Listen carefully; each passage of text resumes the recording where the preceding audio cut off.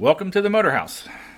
Just one of the repairs to get done while we're all sitting home with the coronavirus lockdown. So it puts us more time into the garage to take care of those nagging tasks or the ones that we just kind of been putting off. Okay, what you're seeing in front of you right here is a part to an Autovac. And would be Autovac. Fortunately, the company is still in business in England.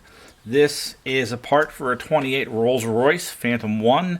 This is used to get fuel from the gas tank up to a tank near the engine, and then gravity feeds it down to the carburetor.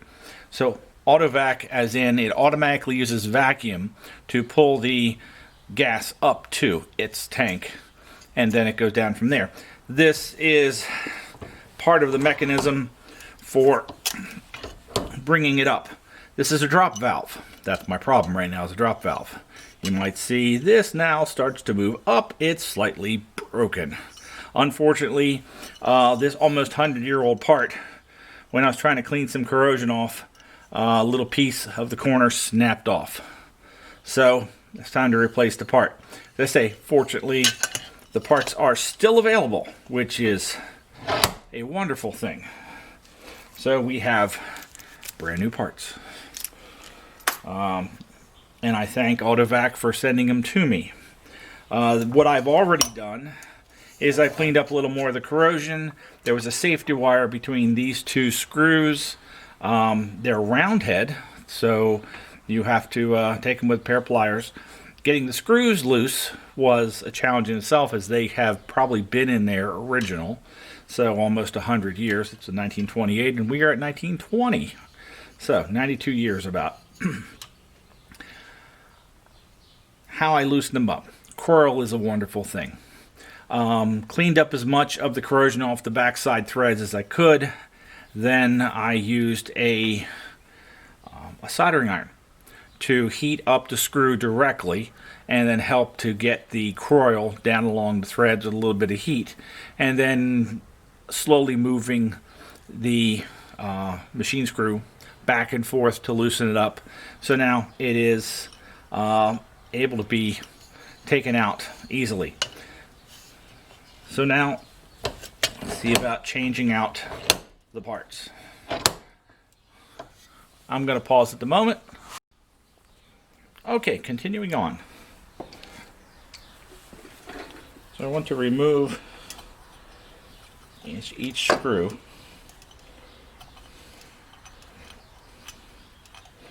There is a slight bit of difference in this part. Little difference in the bend. And I don't know whether that's something different from the original, or maybe it's a little better design. Don't know. I've also had thoughts of whether or not I needed to put the new screws in or to reuse the old. Just kind of wondering. So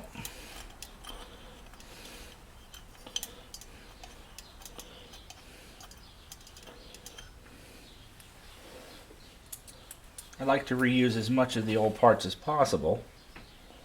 Just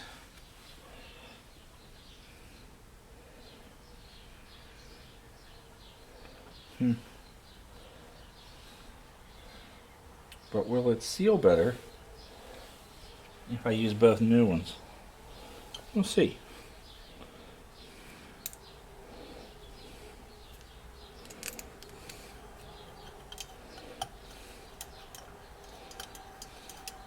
The actual function of this is that it becomes a valve seat where it allows vacuum to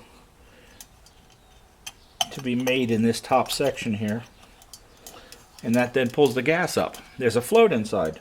As soon as the float goes all the way up, it hits a trip lever that breaks the vacuum from the engine, and in doing so then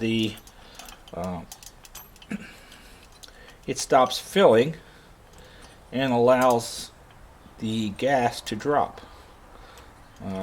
The float is also designed to act as a plug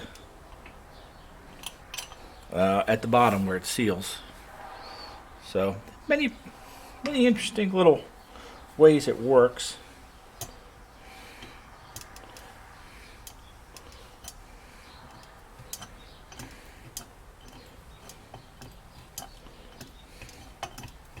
It's going to be a little tedious to get these set to the right depth with the threads, so I'll come back when I'm done.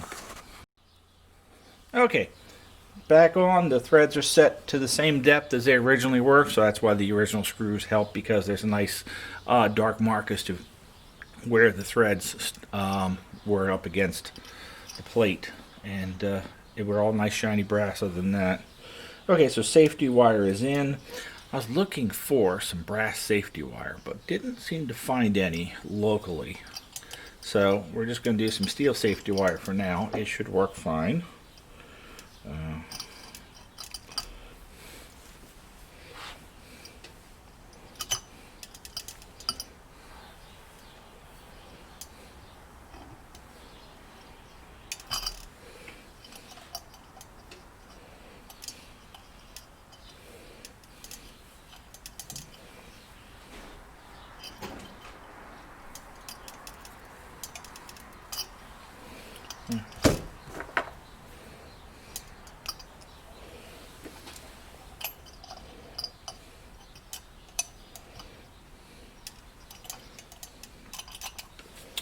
And that concludes that repair to an Autovac.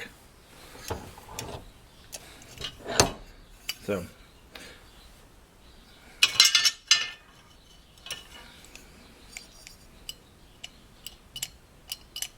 that looks pretty good. That's the valve. Of course, this is the broken piece, which I will save, and I have another set. Always order parts, especially small parts like this. I ordered a spare set, so that anything happens in the future, they were to go out of stock. At least I have them to go with the car for the next 100 years of its life. So, thank you.